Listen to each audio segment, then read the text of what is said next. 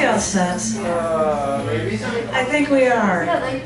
Teresa, I think we're set. And I've said this, I don't know how many times, and I say it at a bar, even though we're not boys and girls here, even though we can all be a kid at heart at this place. Ladies and gentlemen, boys and girls, welcome to Poetry at the Gallery Cabaret. Hi!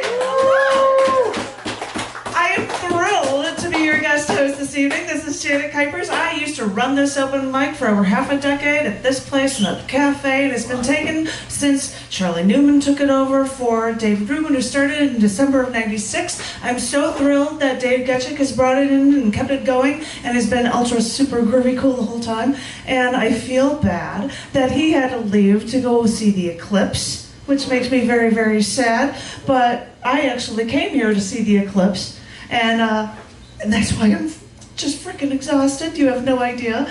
But I even showed a few people. I'm like, I took a bunch of pictures, but I could do a snapshot of one of them that I was able to pull off. I know it's far away, but I tried to make it big for you.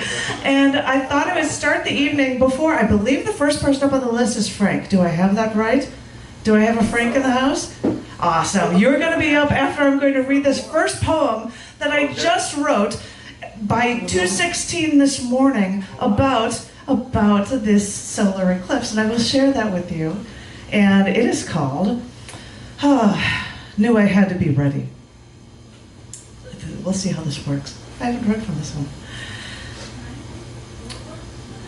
John, could you do me a favor? I have my solar glasses there somewhere, and I said I should get them, and they're a prop. They should be on that table. I might as well have them for this if you would bring them up for me. I could show off my solar glasses, or at least my solar eclipse. You guys have seen it already. But yeah, we bothered to get these glasses at the whole time. Thank you very much, sir. This is called Knew I Had to Be Ready. Yeah, the lens was coming off, John. Once I got those solar glasses the other day. Well, this is great. This is why I don't use these phones. I'm going to start this over and hopefully I'll be able to get this. This is Knew I Had to Be Ready. Got a pair of those solar sunglasses the other day, challenging myself to stare at the sun. And really, that's such a ridiculous concept to begin with. But wearing these glasses made me, oh my God, blind as a bat, till I walked outside and guessed where to look. And then I found it, and I was awestruck.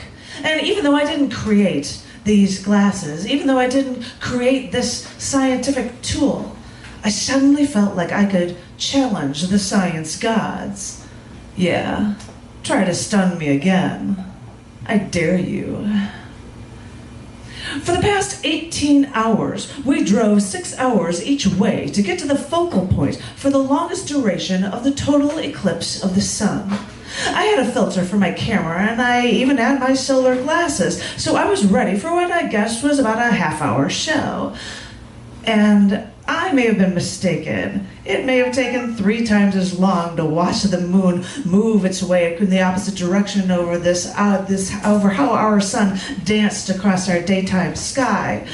So every 2 minutes I'd take a picture, then slide on those solar glasses to look up to see that crescent move with my own 2 eyes. Clouds moved in for a bit, and I was in a panic, man. Wait, those evil weather gods can't make me miss my one chance here. But as the clouds parted, the light cloud mists danced in front of the sun and moon, adding wisps to the show. But I knew I had to be ready. It started getting darker. The winds picked up, and I knew that with my moon and sun, when it reached a total eclipse, that I would have less than 2 minutes.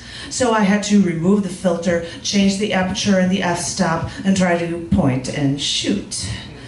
And I think I did a pretty good job, but all I could think was that this white ring around the sun's solar flares was trying to tease their way around the moon from that block that tried to block the sun from one of its children. All I could think was that this ring of fire and radiation was so crisp and vivid, and that it reminded me of the intricacies of the human eye, when the iris colors dance in a circle like molecular fireworks or petals of a flower in bloom. taken aback. It was all so breathtaking. And then I realized that there are as many atoms in the human eye as all constellations in the known universe.